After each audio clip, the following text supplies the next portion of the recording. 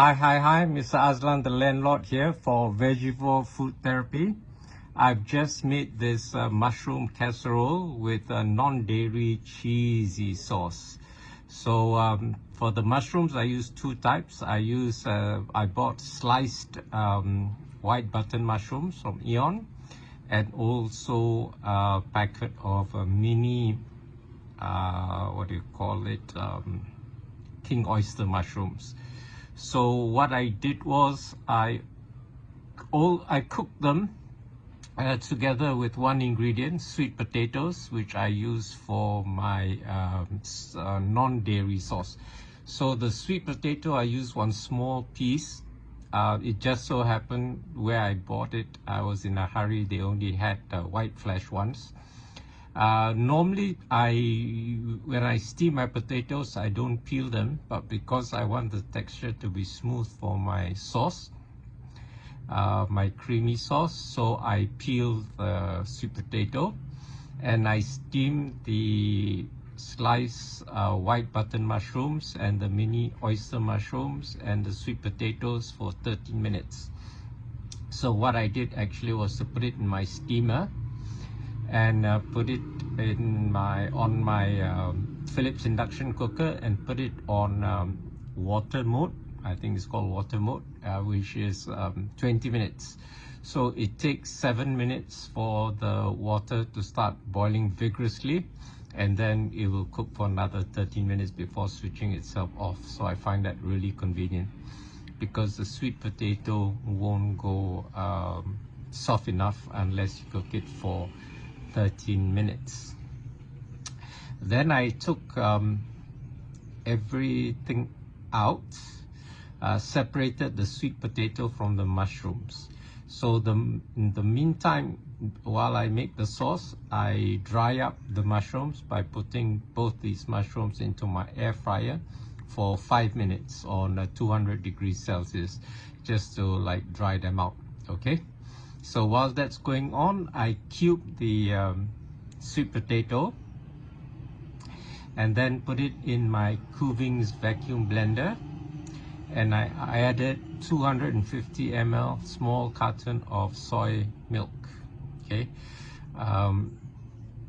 and 1 heaped teaspoon of my super seaweed, 2 heaped teaspoons of my dried herb blend, and 1 teaspoon of my chaat masala, and 10 turns of white pepper. So I've run out of my kampot pepper and my black pepper, so I use local white pepper, Sarawak white pepper, 10 turns of that. And then I put 2 heaped teaspoons of this stuff. Now this stuff is a necessary ingredient. It's a critical success factor. It's lecithin powder. This brand happens to be Radiant, but there are other brands. I think I got this from either Village Grocer or from Eon. It's about 26 to 30 ringgit for a jar like this. Okay. Now, if you can't get lecithin powder, you need to get this stuff. This is frozen edamame, which have already been peeled. Okay, so I got this from Eon. It says Muki green soybeans, and then everything else is in Japanese. Anyway, why you need to use edamame?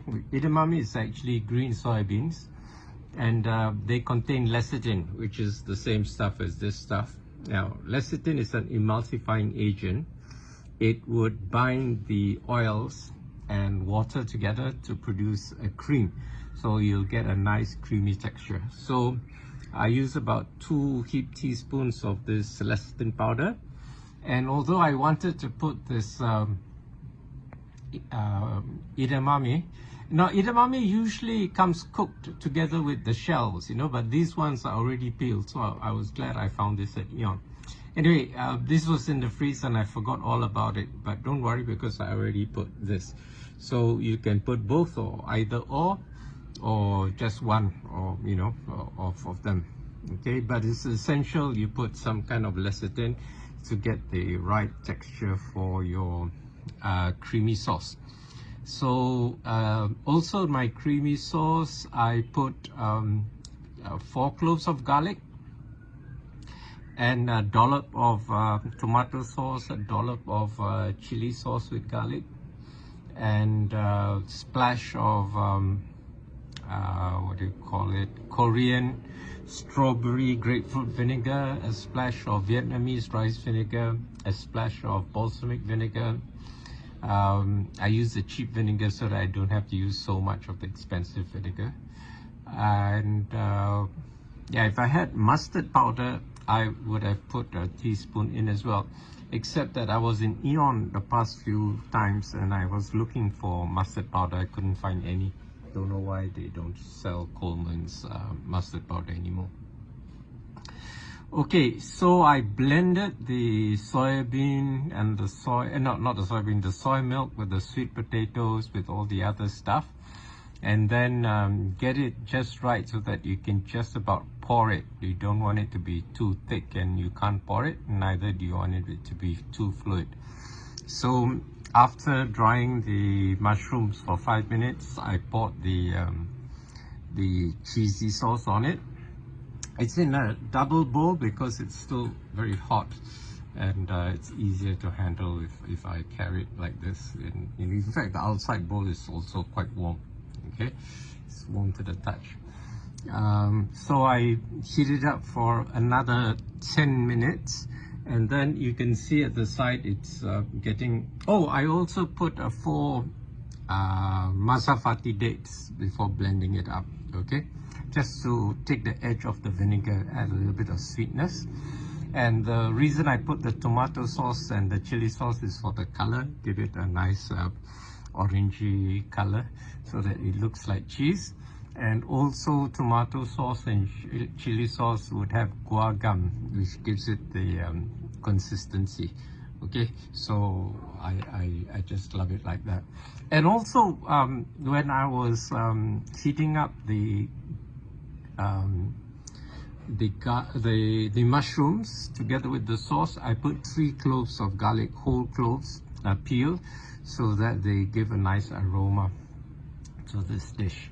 Okay, so I'm gonna let it cool down and have it later, and see you next time. Bye.